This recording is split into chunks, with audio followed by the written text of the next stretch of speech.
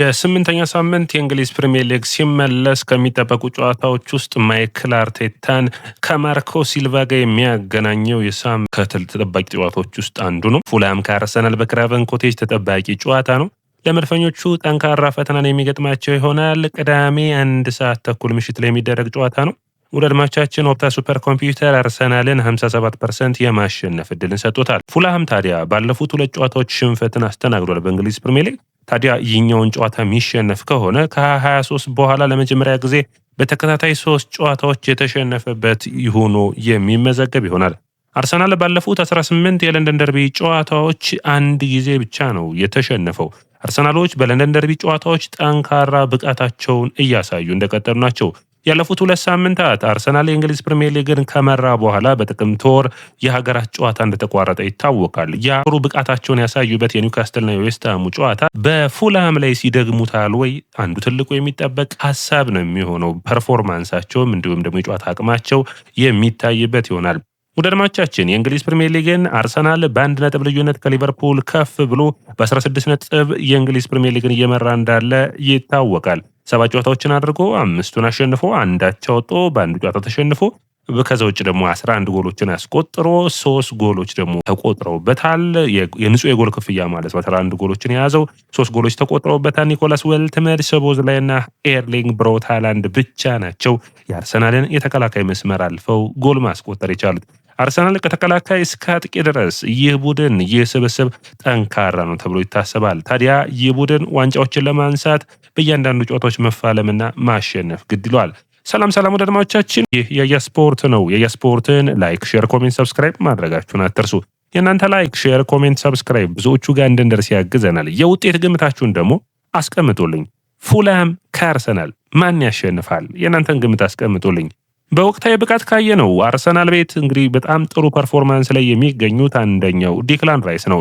ባለፉት 2 ጨዋታዎች ወይ ጎል ያስቆጥራል ያለበዛ ደግሞ አሲስት ያደርጋል። ታዲያ ዲክላን ራይስ በዚህ ጨዋታ ላይ ጎል ወይም አሲስትን የሚያደርግ ከሆነ በተከታታይ 3 ጨዋታዎች ላይ ጎል ወይም አሲስት ያደረገበት ሆኖ የሚመዘገብ ይሆናል። ይህ ማለት ለዲክላን ራይስ በየካቲትና መጋቢት በ2024 እንደ አውሮፓውያን አቆጣጠር በሚያዝያና ግንቦት እንዲሁም በ2024 ላይ እነዚህን ድርጊቶች ወይም በተከታታይ 3 ጨዋታዎች የጎል ተሳትፎዎች እንደነበሩት የሚታወስ ነው። በዚህ የውድድር ዓመትም ያንን የማድረግ እድሉ ሰፊ ነው ተብሎ ይጠበቃል። ዲክላን ራይስ ጥሩ ሪከርድ አለው። በተለይ በለንደን ደርቢ ጨዋታዎች ባለፉት 7 የለንደን ደርቢ ጨዋታዎች 6 የጎል ተሳትፎችን አድርጓል። 2 ጎል እና 4 አሲስት በማስመዝገብ አርሰናል እንግዲህ ጠንካራ ብቃታቸው ላይ ከሚገኙ ቡድኖች ውስጥ አንዱ ነው። ባለፉት 18 የለንደን ደርቢ ጨዋታዎች በአንዱ ብቻ ነው የተሸነፈው። ያም ደግሞ አምና በየካቲት ወር በግራም ፖተሩ ዌስትሃም 1-0 የተሸነፈበት ጨዋታ ነው። ከዛ ውጭ 13ቱን አሸንፎ 4ቱን አቻ የወጣበት የሚታወስ ነው። አርሰናል ከሜዳ ውጭ ጠንካራ ቡድን ነው ማለት ይቻላል። አርሰናል በ18 ጨዋታዎችን አድርጎ በለንደን ደርቢ ከሜዳ ውጭ የተሸነፈው አንዴ ብቻ ነው። ለመጨረሻ ጊዜ የተሸነፈው በታህሳስ ወር በ2023 ነበር። በጣም የሚታወሰው አርሰናል በፉልሃም ከሜዳ ውጭ 2-1 የተሸነፈበት ጨዋታ ነበር። ያ ጨዋታ እንግዲህ መድፈኞችን ያን የውድድር ዓመት ዋንጫ እንዲያጡ ካደረጉ ጨዋታዎች ውስጥ አንዱ እንደነበር ይታወቃል።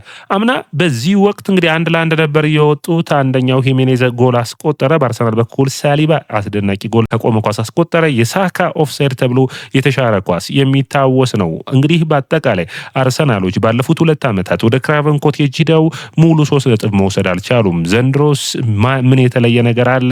አንደኛው የነ ቪክቶሪዮ ኮሬስ የነ ኤዜ ዙብሜንዲ መምጣት ነውና በእነዚህ ጨዋታዎች ላይ ነው ታዲያ ቪክቶሪዮ ኮሬስ ጎሎች እንዲያስቆጥር የሚጠበቅበት። ቪክቶሪዮ ኮሬስን ስናወራ የቪክቶሪዮ ኮሬስ የአርሰናልን የማጥቃት ጫናዎች ብቻውን ተሸክሞ እንዳለ የሚታይ ነው። ሃቨርትዝና ሄሱስ በጉዳት አለመኖራቸውን ተከትሎ ቪክቶሪዮ ኮሬስ አርሰናልን ባለፉት 6 ጨዋታዎች ጎል ባያስቆጥርም በመጀመሪያዎቹ 3 ጨዋታዎች ግን 3 ጎሎች እንዳስቆጠረ ይታወቃል። አርሰናል በእንግሊዝ ፕሪሚየር ሊግ በአንድ ተጫዋች ላይ መዳፍ ብቻ ያለ ቡድን እንዳልሆነ ከጨዋታ ወደ ጨዋታ እያሳየ ይገኛል። አርሰናል ታዲያ 9 ተጫዋቾች ጎል አስቆጥረዋል። ይህ ደግሞ በፕሪሚየር ሊጉ አርሰናልና ብራይተን ናቸው። ከፍተኛ በብዙ ተጫዋቾች የጎል ተሳትፎ። ይህ ማለት አርሰናሎች እንግዲህ ከ2009-2010 በኋላ በዛኔ ውድድር ዓመት በአራተኛው ሳምንት ገና 10 ተጫዋቾች አርሰናልን የጎል ተሳትፎ እንዳደረጉ የሚታወቅ ነው። በዚህ ጨዋታ ላይ እንግዲህ ጎል ተሳትፎን የሚያደርግ አዲስ የተለየ ተጫዋች አንዱ የሚጠበቅ ነው። በተለይ የነ ኤዜ ወደ ጎል አስቆጣሪነት መምጣት የሚጠበቅ ነው የሚሆነው። በአጠቃላይ አርሰናል እስካሁን ድረስ በእንግሊዝ ፕሪሚየር ሊግ ጎል ያስቆጠሩለትን በምናይበት ጊዜ ቪክቶር ዮኬሬስ 3 ጎሎችን አስቆጥሯል። ቡካዮ ሳካ 2፣ ዙቢሜንዲ እና ደግሞ ጁሊያን ቲምበር 2 ጎሎችን አስቆጥረዋል። ሌላኛው ጎሎችን ያስቆጠሩት ሚካኤል ሞሬኖ፣ ማርቲኔሊ ካላፊዮሪ እና ገብርኤል እንዲሁም ዲክላን ራይስ አንዳንድ ጎል አስቆጥረዋል። በአጠቃላይ አርሰናል ወደ ክራቨን ኮቴጅ ዶ እንግዲህ ጎሎችን ማስቆጠር የሚችል ቡድን ነው። ነገር ግን ውጤቶችን ማስጠበቅና ቡድኑ አሸናፊ ሆኖ መቀጠል የሚያስፈልገው ነው የሚሆነው። ኦዴጋርድና ማዱዌኬ በጨዋታው ላይ የማይኖር ይሆናል። በአርሰናል በኩል እንግዲህ የሳካ ኤዜ እና የትሮሳርድ የማጥቃት መስመር ከዮኬሬስ ጋር ውጤቶችን ያመጣል ተብሎ የሚጠበቅ። አርሰናል በማጥቃቱ በኩል ፍጥነቱን እየጨመረ እንዳለ ቁጥረቶች ያሳያሉ። ከዛ ውጭ አርሰናል በመልሶ ማጥቃት በኩል አስገራሚ ቡድን ሆኗል። በተለይ ቪክቶር ዮኬሬስን የያዘው የአርሰናል ያጥቂ መስመር አስደናቂ ሆኗል። 14 ጊዜ በዚህ የውድድር ዓመት የመልሶ ማጥቃት ሙከራን አድርጓል። በዚህም የተነሳ በእንግሊዝ ፕሪሚየር ሊግ በመልሶ ማጥቃት በመሞከር አርሰናል አንደኛው ሆኗል። ውድ አድማጮቻችን ምን ያክል ልዩነት እንዳለው አምና አርሰናል 17ኛ ነው የነበረው በመልሶ ማጥቃት ወይም ደግሞ በትራንዚሽን በመጫወት፣ ዘንድሮ ግን አንደኛ ነው። አምና 17ኛ የሆነው በሙሉ የውድድር ዓመቱ 47 ጊዜ ሞክሮ ነው። ዘንድሮ ገና በ7 ጨዋታዎች 15 ጊዜ ሙከራን አድርጓል። ይህ አስገራሚ ጥንካሬ ነው። ምክንያቱም ቡድኖች ሳይዘጋጁ የምታደርገው ማጥቃት ለጎሎች የመቀየርና ለቡድንህ ውጤታማነት ደግሞ በጣም አስፈላጊ እንደሆነ የሚታወቅ ነው። ሌላኛው የሚነሳው ነጥብ ፒየሮ ሂንካፔ ከጉዳቱ አገግሞ ተመልሷል። ይህ ተጫዋች እንግዲህ በሳን መሜሱ ጨዋታ ነው ለመጨረሻ ጊዜ ለአርሰናል ሲጫወት ያየነው። ብዙ ደቂቃዎችንም በዛ ጨዋታ መጫወት አልቻለም ነበር። ታዲያ ዛሬ አርሰናል በግልጽ የሆነ ስልጠናዎችን ሲያደርጉ በአስገራሚ ሁኔታ ፒየሮ ሂንካፔ ወደ ቡድኑ ተመልሷል። ቤን ዋይት አልታየም በስልጠና ወቅት። እንግዲህ ማይክል አርቴታ የሚናገረውን የምንጠብቅ ነው የሚሆነው። አርሰናል ባለፉት 6 ጨዋታዎች እንግዲህ ከ6ቱ ጨዋታዎች ደግሞ በጣም የሚገርም ሁኔታ 10 ሹት ብቻ ነው የተደረገበት። ውድ አድማጮቻችን የአርሰናል የመከላከል መስመር በጣም ጠንካራ ነው። ጎሎች መቆጠር ብቻ ሳይሆን 3 ጎሎች ብቻ ነው የተቆጠሩበት። ከዛም አልፎ ደግሞ 10 ሹቶች ብቻ ነው የተደረጉበት። አርሰናል በመከላከል ረገድ ደካማ የነበረበት የማንቸስተር ዩናይትድ ጨዋታ ነው። በማንቸስተር ዩናይትድ መጀመሪያው የእንግሊዝ ፕሪሚየር ሊግ ጨዋታ ላይ 20 ሙከራዎችን ዩናይትድ አድርገው ነበር። ነገር ግን በዛ ጨዋታም ጎል እንዳልተቆጠረ የሚታወቅ ነው።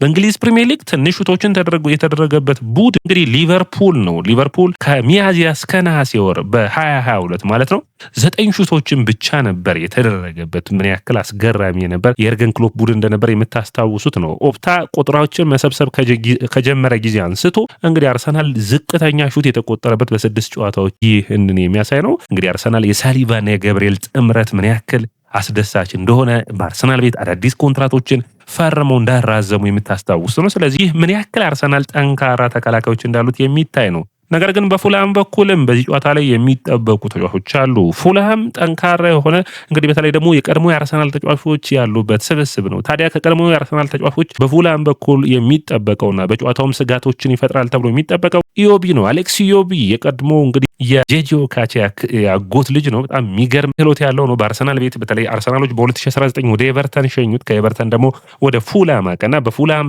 በማርኮ ሲልቫ ቡድን ውስጥ ጥሩና ወሳኝ ተጫዋቾች ውስጥ ከሆኑት ውስጥ አንዱ ነው። ባለፉት ጨዋታዎች በዘንድሮ ውድድር ዓመት 8 ኳሶችን ሰንጥቆ ማቃበል ችሏል። ከብሩኖ ፈርናንዴዝ በመቀጠል በእንግሊዝ ፕሪሚየር ሊግ የላይን ብሬኪንግ ፓሶችን በማድረግ ወይም ሰንጣቂ ኳሶችን በመላክ ሁለተኛ ነው። ብሩኖ ፈርናንዴዝ በእንግሊዝ ፕሪሚየር ሊግ 9 ሰንጣቂ ኳሶችን በመላክ አንደኛ ነው። ታዲያ ከነዚህ 8 ሰንጣቂ ኳሶች ውስጥ አሌክስ ኢዮቢ 4ቱ እድሎቹን ትልልቅ እድሎችን መፍጠር ችሏል። ብሩኖ ፈርናንዴዝ ደግሞ 5 መፍጠር ችሏል። ታዲያ ፉልሃም አሁን በአጥቂዎቹ ረገድ በጣም የተቸገረ ቡድን እንደሆነ ቁጥራዊ መረጃዎች ያሳያሉ። ቁጥራዊ መረጃዎቹ ብቻ ሳይሆን የተጫዋቾች ጉዳትም ያመላክታሉ። ሙኔዝ እና ራውል ሂሜኔዝ በዚህ ጨዋታ ላይ መድረስ እድላቸው ጥርጥር ላይ ነው። አከራካሪ ነው ማለት የሚቻል ነው። ነገር ግን በሚቀጥሉት ቀናቶች የመድረስ እድላቸው የሚጠበቀው አንዱ የሂሜኔዝ ነው። ሂሜኔዝ የመድረስ እድል እንደሚኖረው የፊትነስ ወይም የአካል ብቃቱን ከታየ በኋላ የሚወሰን ይሆናል። ፉልሃም እንግዲህ ጠንካራ ስብስብ ያለው ቡድን ነው። ባለፉት ተከታታይ 3 ጨዋታዎች ግን የተሸነፈው ለመጨረሻ ጊዜ በታህሳስ 2023 ነው። ባለፉት 2 ጨዋታዎችን በአስቶን ቪላ እና በበርንማውዝ ሽንፈትን አስተናግሯል። ታዲያ የማርኮ ሲልቫ ቡድን በ3ኛው ጨዋታስ ይሸነፋል ወይ? ትልቁ ጥያቄ ሆኖ መነሳት ያለበት ነው። በሜዳቸው ግን ፉልሃም ጠንካራ ስብስብ መሆኑን በዘንድሮ ውድድር ዓመት አሳይተዋል። ሊድስንና እንዲሁም ደግሞ ብሬንፎርድን በማሸነፍ 3 ተከታታይ ከሜዳቸው ያደረጉትን ጨዋታዎች ያሸነፉት ለመጨረሻ ጊዜ ፉልሃም በ2023 ነበር። ታዲያ የፉልሃም የአጥቂ መስመሩ ብቻ ሳይሆን ከተከላካይና ከአማካይ መስመሩም በተለይ ኬኒቲ እና ሉኪች የማይኖሩ ይሆናል በዚህ ጨዋታ። ይህ ለአርሰናል ጥሩ እድልን የሚሰጥ ነው የሚሆነው። በተለይ ሉኪች የአማካይ መስመሩን ከበርግ ጋር በጣም ጥሩ ጥምረትን የሚፈጥሩ ናቸው። ጥሩ ጫናንም ይፈጥራሉ ተብሎ የሚጠበቁ ናቸው ሁለቱ። ታዲያ አርሰናል ሉኪች እንዲሁም ደግሞ ኬኒቲ በተለይ የቀኝ መስመሩ ተመላላሽ ነው። ዳልማቻችን የእሱ አለመኖር፣ የሙኔዝ አለመኖር እንዲሁም ደግሞ የሄሜኔዝ በዚህ ጨዋታ ላይ የመድረስ እድሉ ጠባብ መሆን ለአርሰናል እድልን የሚሰጥ ነው የሚሆነው ብዬ አስባለሁ። ታዲያ ፉልሃምና አርሰናል የእርስ በርስ ግንኙነታቸውን በምናይበት ጊዜ ከ2012-13 ሲዝን እስከ 2022-23 ሲዝን ጊዜ በምናይበት ጊዜ 5 ተከታታይ ጊዜ አርሰናል ከሜዳ ውጭ ክራቨን ኮቴጅ ላይ ሂዶ ፉልሃምን ማሸነፍ ችሎ ነበር። ያለፉት 2 ዓመታቶች ግን አስቸጋሪ ሆኖበታል። አንድ ጊዜ አቻ፣ አንድ ጊዜ ደግሞ ተሸንፏል። ስለዚህ እነዚህን ጨዋታዎች መቀየር የሚያስፈልግ ነው የሚሆነው። ይህንን ወደ ጥንካሬና ወደ ድንቅ ብቃት አርሰናል በተከታታይ ጨዋታዎችን የማሸነፍ አቅሙን ማሳየት ግድ ይሏል። ከፊቱ ተከታታይ የሆኑ ጨዋታዎች አርሰናል ይጠብቀዋልና ይህ ጨዋታ በተለይ ቴምፖ ወይም የቡድን ብቃትን ወደ ጨዋታ የሚመልሱበት ነው የሚሆነው። አምና አርሰናል በእነዚህ ጨዋታዎች ሲፈተን ይታይ ነበር። ከሀገራት ጨዋታ መልስ አምና ከኒውካስትል እና ከበርንማውዝ በውድድር ዓመቱ መጀመሪያ ላይ ያጋጠመው ከሜዳዎች ሽንፈቶች በኋላ ከዋንጫው ፉክክር ካወጡት ምክንያቶችም አንዱ እንደነበሩ የምታስታውስ ነው። ታዲያ ዘንድሮ የአርሰናል ለውጥን ለማሳየት እነዚህን ጨዋታዎች ማሸነፍ የሚያስፈልግ ነው የሚሆነው አድማጮቻችን። ታዲያ አርሰናል እንደ ቡድን ካያችሁት ከፉልሃም ጋር ባለፉት 14 ጨዋታዎች መሸነፍ የቻለው አንድ ጊዜ ብቻ ነው። 4 አቻ ወጥቶ 9 ጊዜ አሸንፏል። ይህ ጥንካሬው ነው ማለት የሚቻል ነው የሚሆነው። ፉልሃም እንግዲህ ከአርሰናል ጋር ጠንካራ ፉክክርን የሚያደርጉ ይሆናል ተብሎ ይጠበቃል። ኦፕታ ሱፐር ኮምፒውተር የሁለቱንም ቡድኖች የማሸነፍ ንጻሬ አስቀምጠዋል። አርሰናል 57% የማሸነፍ እድል አለው።